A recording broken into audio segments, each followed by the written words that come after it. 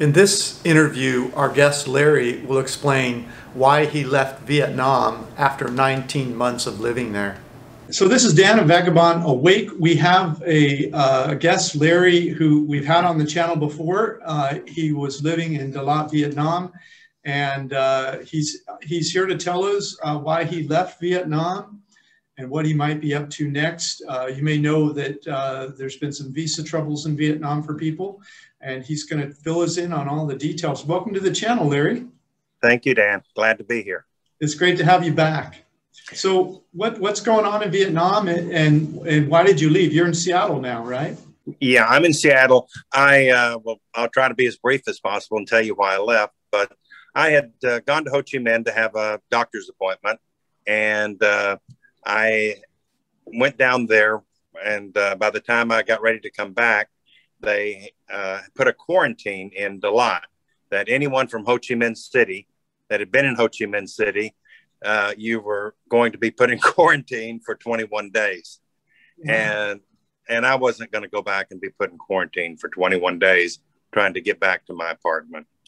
So my girlfriend lives in Ho Chi Minh. So I stayed with her, and I said, well, you know, I'm scheduled to go back in July. I might as well just leave it and wait month of June and go back. Well, COVID started getting worse. They started quarantining people. They've shut down all of the restaurants for 13 million people for 2 weeks.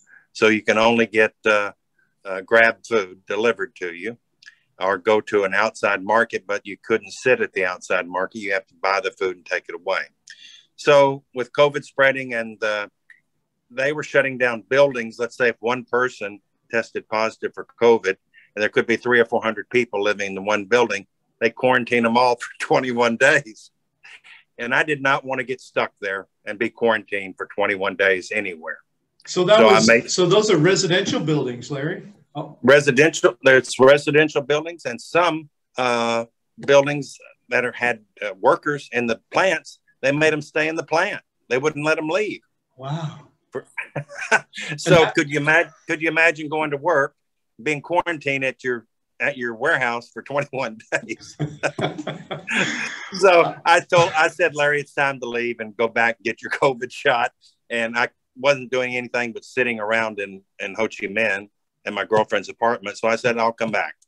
And so I rebooked my flights and got on Korean Airlines out of Ho Chi Minh to via Seoul, and then Seoul back into Seattle. So I got in Monday, got my first COVID vaccine on Tuesday. Nice. So, you know, things are changing. Dan, you talked about 9 months ago to always have an option when you and I talked before. Yeah. And things are changing. And, you know, I think maybe that some people are saying they're being kicked out of Vietnam. Well, it's kind of like in baseball or football, if there's a rule change, then some people like it and some people don't like it. So the rules have changed, and they basically want to give only long-term visas to people that are working in Vietnam, not the tourists anymore. And before, when I went over in 2018, Americans could get a 1-year business visa or a 1-year tourist visa. Exactly. And with no problem and very easy. The tourist visa, you had to leave every 90 days and come back, and which was no problem because people would go to Cambodia, make a visa run, and come back. Right. But now, since July of last year, they changed the visa requirements that tourists could only get 30 days. So what the government has been doing is they want people that are going to come and stay long term to have temporary resident card and work permit. And if you're going to be a tourist, they changed the rules to be 30 days. Well, the rules have never been tested yet because nobody's been allowed to come into Vietnam since last year. Right. So now people that have been getting their visa extensions month after month after month, some are being told, no, you need to go home. As you know, we're all visitors in other countries when we're there. Right. And it's not up to us that we want the rules changed. We would like to see them changed, but at some point in time, you know, if that's their rules, that's their rules. Right. And so many people have been paying for an extension that have come in on regular tourist visas after March of last year, and they keep extending. Right. And I think the government is now telling a lot of the visa agents that, hey, some of them are being turned down and some are being approved. So it's iffy right now of what they're going to do. They were supposedly going to have another immigration government meeting this week sometime to see if they can decide on some type of scenario.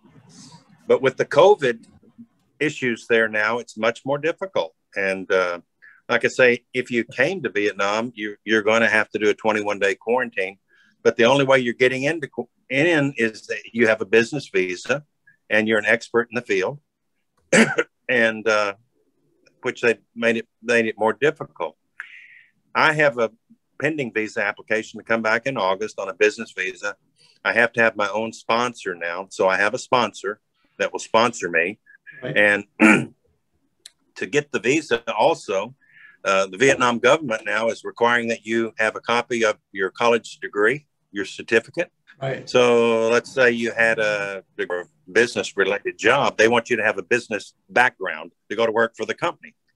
That's created a lot more problems now because there's a lot of Japanese and Korean executives that maybe didn't graduate from the university, but they're running companies and they've got plants in Vietnam. So those issues are still being looked at, and they'll get it down, and I think they will get the right changes done, but that's yet to come. Especially with the pandemic, that's the number one thing, because it's spreading and they don't have enough vaccines yet to vaccinate people in Vietnam. So if someone wanted to come to Vietnam right now on a tourist visa, that's a no, period. But even when it opened, at least for Americans, they would only get a 30-day visa. And can they get extensions? Yeah, I think they can get extensions after that. But again, the new rules haven't been tested yet, Dan, with people coming in. So I don't like to use the word assume, because you know what that means. I don't like to assume anything. So that's yet to be decided. And I have a visa that's been approved in Bali for a retirement visa. Indonesia. In Indonesia, just as an option, Dan, because right now I think Malaysia is having a lot of issues with the COVID as well. Right.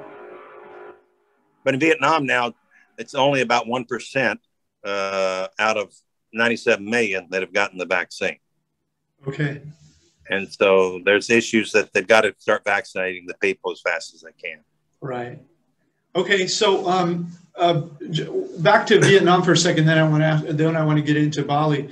And so most of the expats, the people that were moving to Vietnam were going on, like you said, originally the 1-year visa with the renewal leave the country every 90 days, run over to Cambodia or wherever.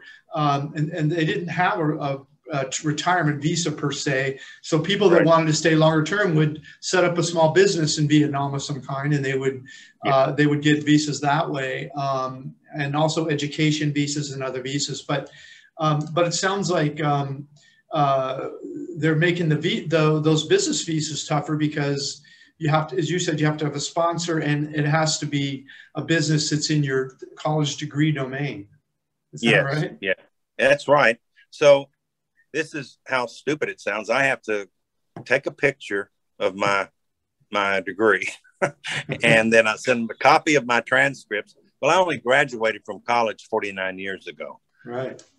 But they want to see the college degree, and it's in the same field as your background that your sponsor is in. They don't want to have a sponsor for IT people and you come in as a teacher. Of course, even though you can teach IT. So, I mean, some of the things sound ridiculous, Dan, but it's their rules now, and they want to make their country. What I'd like to see Vietnam do is to establish a retirement visa, give someone a temporary resident card so they can know everywhere where you are and where you're at. And even if you had to put up a small bond to say, okay, this is the bond for my retirement visa and it's renewable every year, that would make more sense. Right. But they are not there yet. Yeah. And I don't know, and we don't know what'll happen in the future. You could say that the whole world is in chaos, and me personally, I just focus on countries that are open now that I can go to. And I figure that other countries that are closed now, Vietnam, all of Southeast Asia really, when they open, they'll need the money. Maybe they'll come up with some rules that you know, that will help people make it into the country to spend money, but no one really knows that either. So we all just kind of have to wait and see. So, and I think Vietnam knows, looking at people that are coming in and going to be working there, that they are working there, they are paying taxes. And I think that's one of the repercussions, that there were a lot of people there on tourist visas working, but not paying taxes and not reporting it. And you mentioned something earlier in the call that I think is very important. People tend to think of finding a retirement haven and having it be a static decision that lasts forever. And that's just really not the case. And the world is very dynamic right now. Even before COVID started, some countries had better visa policies than others. Some were more friendly to tourists and retirees. But those laws are subject to change. And so I think your point is well taken, that, you know, go somewhere, enjoy it, get to know it, travel around, really get to love a country. But in your mind, you really have to realize you are a visitor and you don't want to get overly invested. That's one of the reasons I tell people not to buy real estate, because you don't want to have to sell a piece of real estate on short notice because you're leaving and you don't want it vacant when you leave. It's better to just be a renter. Absolutely. Yeah. And how would you like to be locked out of your own country where you bought a condo and you can't get back in because of the COVID, that sort of thing? That'd be horrible. You know, if you had all of put your money back into a condominium and you wanted to come back, they said, no, we're quarantined. So you couldn't even get back. And like, I couldn't get back to my apartment. I wasn't going to go back and do 21-day quarantine just to go back to get into my apartment. I had a few things left there, and my landlord was nice enough to pack them up and clean the refrigerator out and do all of that for me.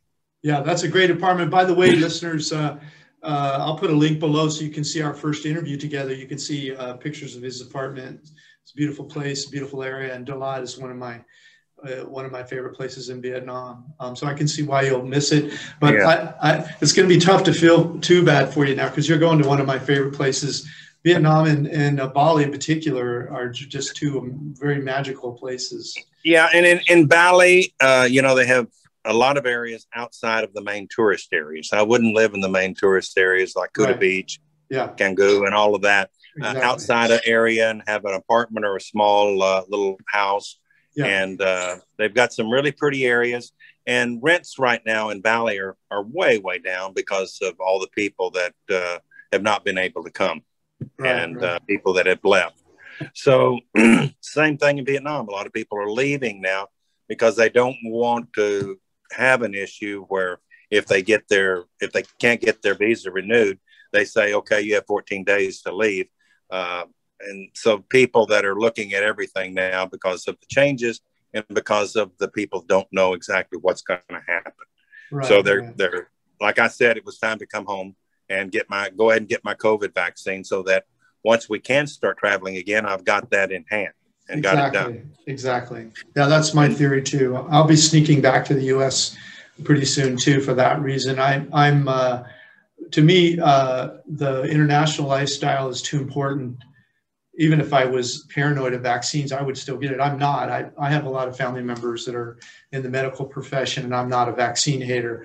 But that would be enough reason for me, even if I wasn't, if I was afraid of vaccines, I would go get it just so I could travel. To me, it's too important. Yeah, it is. And I took the Pfizer shot yesterday. I don't have any reactions to it. And I'm an old guy, 71 now, Dan. So your arm kind of hurts. It's sore after they give you the shot. And they said it was going to be that. But I haven't had any reactions whatsoever to it that go on every day. But it is important that your viewers and listeners know that Vietnam is in changes right now. And I don't like to use the word kicking people out because they've changed their regulations. And exactly.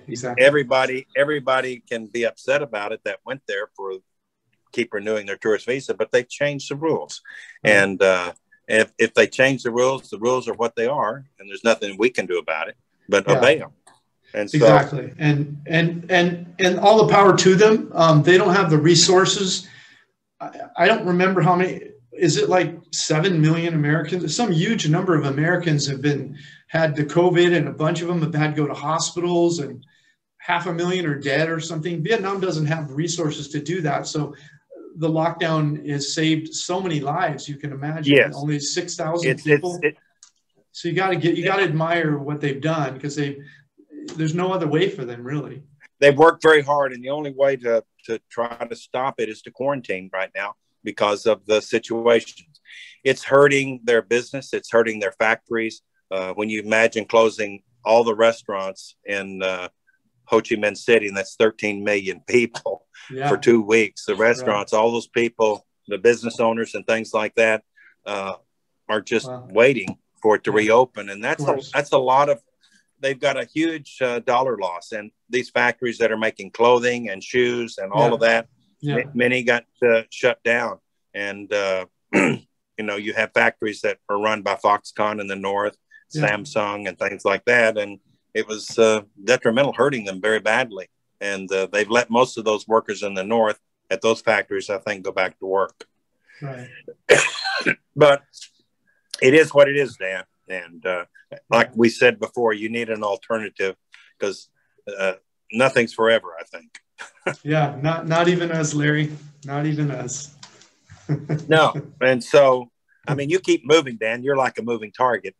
And so you keep moving. It's hard to hit a moving target. I like to stay ahead of the authorities, you know. But anyway, I think though that we're going to have COVID that goes different type of COVIDs for years to come. I think so. And the countries are some way going to have to catch up with the vaccines. Yeah. And Vietnam can't get the vaccines too quick. They need them desperately. And so they're trying to get that now. They were working on their own vaccine that was supposed to be ready by the third quarter, I believe, of this year. But, you know, the COVID keeps advancing so quickly that they need the vaccines now. Exactly. Well, Larry, it's been a joy to have you on the channel again, and to hear about, get an update on you leaving Vietnam. I know that was your love, and that, like you said, you'll go back when you're able. And it's also nice to hear what's going on. You're able to move over to Bali, and that's, I think, a good message for the subscribers to understand, not to get too deeply rooted in any country, because things change over time, and you have to live a dynamic life now. And especially if you want to stay in Asia and you're an expat over there and you've got issues in any countries, Bali is opening up. Bali needs the business. Bali needs the US dollars back into Bali. And they need to put people back to work in Bali also. Right. So that's pretty much it, Dan. So you got to go where you're treated best, and Bali is not a bad place to go. So congratulations, Larry. No, it's not, and the prices are very competitive to what they were like in Vietnam. Exactly. So that's encouraging. And apartments are similar to what they are in Vietnam. So I would say it's a win-win for me, because I have that option to go and do it. Yeah, and you can go back later if you want to. Fingers crossed. Absolutely. Absolutely. Thank you, okay, Larry. Dan. Have a great day. Enjoy. Okay, Take care. Bye-bye. Bye-bye. In part 2 of this interview, Larry will explain why he decided to move to Bali, Indonesia next, and the requirements for getting his retirement visa in Bali. Subscribe and hit the notifications bell so you won't miss part 2. Hey, if you live somewhere in the world that's beautiful and cheap, and you'd like to come on the channel and be a guest star and tell the public about it, please leave a comment below. Thanks so much. Hey, if you liked our video, please like, comment, or subscribe. Any of that would help our business. Thanks so much. Thank you so much. Click the link in the notes below this video to get a copy of this content. Plus, grab a free copy of my ebook, How I Fired My Boss and Traveled the World for 13 Years. While you're there, check out our catalog of retired cheap reports all over the world, and our hobby income course that we just released. Thanks so much.